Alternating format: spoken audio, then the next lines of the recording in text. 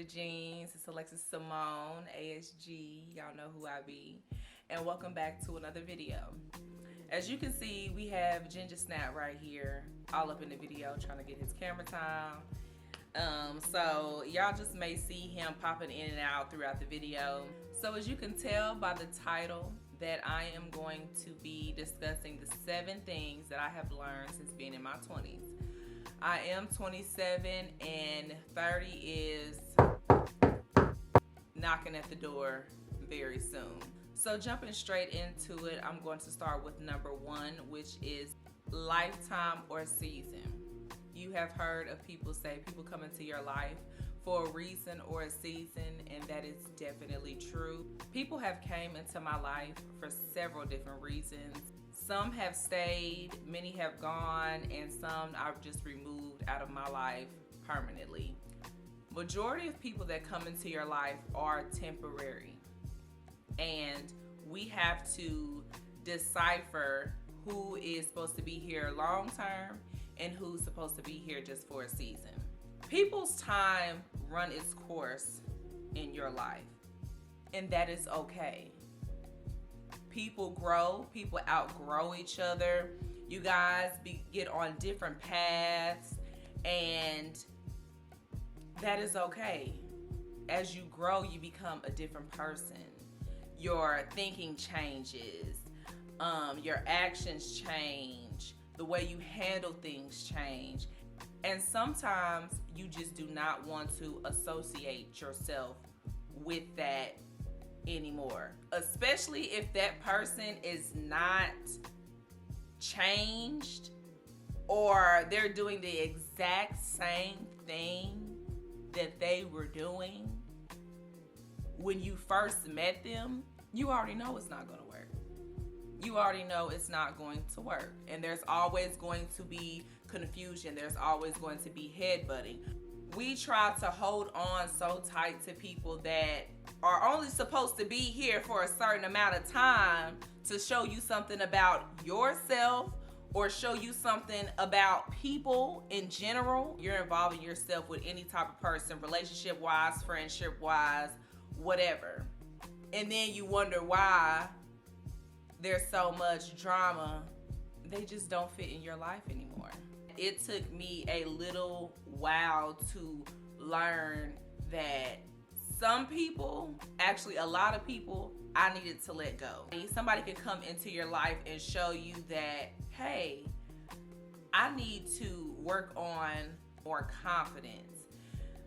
Sometimes people come into your life for a good reason, and some people come into your life for a bad reason. You just have to figure out what are they there for.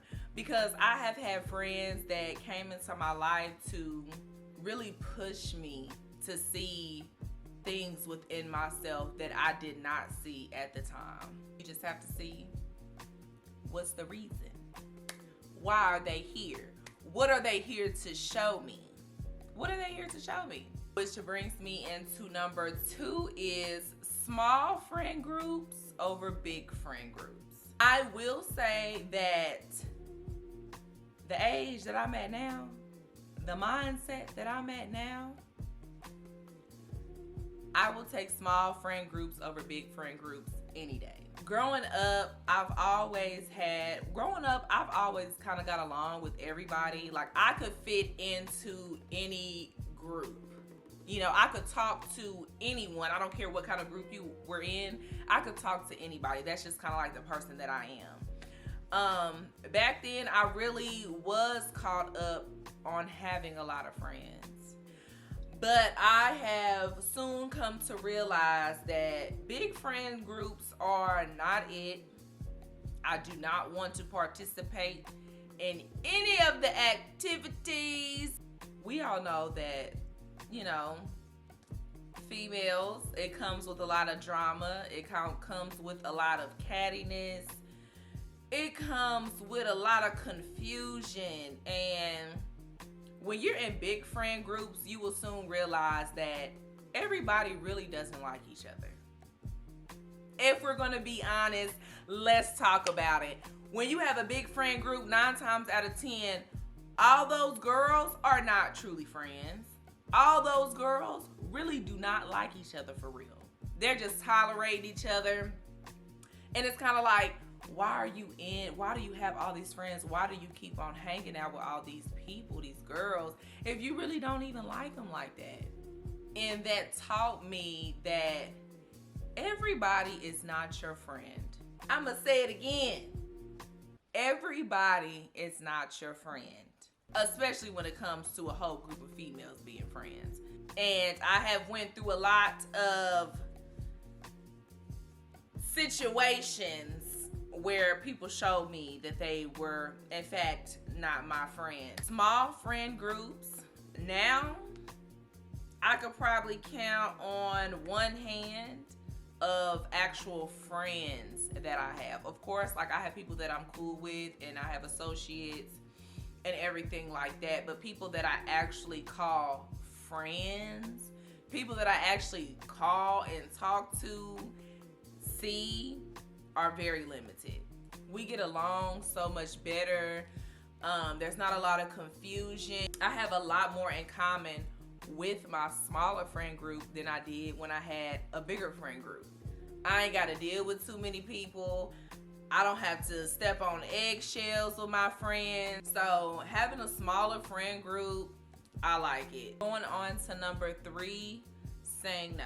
We have all been put in a position to where we said yes to things that we really wanted to say no to. I know I done said yes to a whole lot of stuff that I really did not want to participate in. When I said yes, I was not myself 100% of the time. I really didn't want to be there. And I just had this energy, this look on my face that was like, why am I here? We often say yes to things that we really want to say no to because we don't want that person to get upset with us. You know, we don't want them to feel a certain type of way and act funny. So we just go ahead and say yes just to make them be quiet in the conversation and like, okay, let's just go ahead and get this over with. It took me a little bit. It didn't take me too long, but it took me a little bit for me to say no. Now, if I really just don't feel like going nowhere, I really just don't go. I'm not gonna go, period. I feel that there's nothing wrong with saying no. If you do not feel like doing something, you do not have to do it. I don't care who gets upset, who feels a certain type of way about it. Catch me another day. And maybe that day I may feel like doing something and going somewhere, but today, right now, I say no and I'm not doing it. Because I know when I had said yes to going to a few places, honey, I was sitting there looking bare. I was sitting there looking dry, chapped. Because when it comes to me, I can't fake the funk. I just cannot fake the funk. It's hard because when you say no to people, it's like they don't understand the word no. And then when it comes to a time where it's your turn to ask someone to do something, and then that person says no, they say no with such ease, you know. They'll tell you no in a heartbeat. No second guessing it. They don't care what you say, they ain't going. Then you sitting there thinking like, I done said yes to you all these many times, and then I ask you to go somewhere and you tell me no, and you want me to take that no. You want me to take that no, but when it's the other way around, you can't take the no. That's not fair. I was like, you know what? If people can say no to me so easy, then it shouldn't be nothing for me to just tell you no then. And I will say no has been a part of my vocabulary. So going into number 4, learn from mistakes. I have made many mistakes in my lifetime, and sometimes I had to repeat those certain mistakes a few times before I'm like, all right, we need to put a stop to this. Life is about experiencing mistakes. It's going to happen. Some things you're just not going to get away from. The knowledge that you gain from making mistakes will save you so much down the line. Because once you see something that you've already experienced, you don't have to go through the unnecessary steps again to learn from it. You see it, like, oh, okay, I've seen this happen before. I know what to do now. We make the worst mistakes and decisions when we are young. When I read a book, I don't read a book backwards because I already know what's gonna happen. If I read the book backwards, I already know. I already read that. I've already read those chapters. Why do I need to read the book backwards? No. Mistakes are not supposed to be repeated. When you see that you did something wrong, to fix that and to make things better, you're not supposed to repeat the same mistake. Because if you repeat the same mistake, you're going to get the same outcome. Which brings me to number 5. Don't know it all. This is my first time being 27. I'm still learning, and it is okay to take advice from people that are wiser than you, that are older than you. There's nothing wrong with that because they have been there, they've done that, they've been your age before, so why would they tell you anything wrong? Why do you think they don't know what they're talking about? And there's a lot of people that don't want to take advice from anyone. They just want to do what they want to do and handle things how they want to handle things. But it's like you're hindering yourself. You're stopping your progress because you don't want to take advice from someone that maybe can help you maneuver through what you're going through to make things better. I've never really understood that because I've been hard-headed on certain things. I am stubborn. I have been hard-headed on certain things, but I'm not so stubborn that I don't listen to anything. I listen pretty well when it comes to my parents. I feel like I listen to them very well. I take on their advice. And even if I am a little bullheaded on certain things that they tell me, I may sit back, soak on it for a little bit, and then I'll be like, okay, they do have a point. It does make sense. Maybe maybe they're onto something. And I'm going to still make mistakes. And then it's been certain situations where they've told me something that was going to happen if I don't do this. They was right. It happened the exact way that they said that it was going to happen. So it's like a lot of things we do not have to go through. A lot of things we do not have to go through. We can prevent a lot of things from happening if we just listen. Especially listening to some people that got some seasoning to them. Going on to number 6, experiencing different things.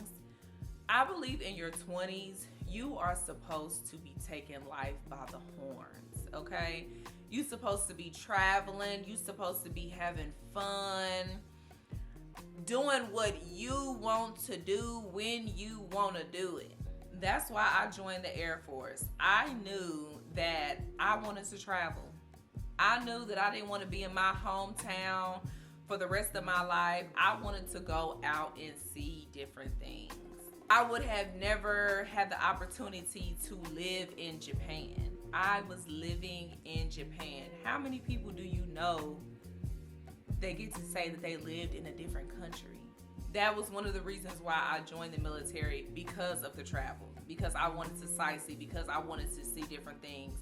I wanted to meet different people outside of my hometown. What do you want to do? You know, you're supposed to be doing things that you never would have thought of doing. I like to go to concerts. I love me a good concert and I love me a good comedy show. And when I first started going to concerts, I would go with one of my friends. But I realized that some of the time I'm not gonna have people to go places with. So I had to step out of my comfort zone and start doing things by myself, start doing things alone. You're gonna be put in a position to where you're not gonna have people to go with and do things with. So how I started thinking, it was like, why am I about to miss out on this artist that I really want to see because I don't have somebody to go with? I'm about about to go by myself and I'm finna have a grand time. And I have a grand time every time. Which brings me to number 7, which is my last and final thing that I learned being in my 20s, which is don't have it all figured out. Sometimes we may think that we have it all figured out, and then God puts us on this path, going in a different direction, showing you what you really should be doing. I know for me, when I joined the Air Force, I had just turned 21. 2 weeks before I went to basic, I just turned 21. And at that time, I thought that I was about to do 20 years. This was about to be my career. But once I started really getting into it and experiencing different things and what I was doing, I realized that I don't think this is really what I want to be doing for the next 20 years of my life. I come to realize that it wasn't me. It wasn't me. Even though I love certain parts of it, it was more of the job that I was doing that really did not fit who I am. And when I turned 24 is when I realized what I really wanted to do with my life. That's when I knew the career path that I wanted to go down. Ideas change, plans change, and that's okay. You're in your 20s. You still have some time to really figure out what you want to do with your life. Time is ticking. Let's not, forget that we have room to change our minds and we have room to go down a different path than the one that we initially chose. Don't get discouraged if your path is going in a different direction. The things that you are doing now before you change your mind into a different direction, sometimes that was needed. It was needed for me to join the Air Force, to gain certain knowledge on different things, to get different experiences, moving away from home, living in a different country. Everything was not for no reason. It was a reason for me to join the Air Force for 6 years. And after those 6 years, which was a big chunk of my 20s, a big chunk of my early 20s, but that was just a stepping stone for me. And I realized that it was just a stepping stone, because without that stepping stone, I would have never realized what I should be doing with my life. So these are my 7 things I learned since being in my 20s. I hope you guys enjoyed the video. Make sure you guys like, comment, and subscribe. Smack that button. And I will see you guys in my next video. Later.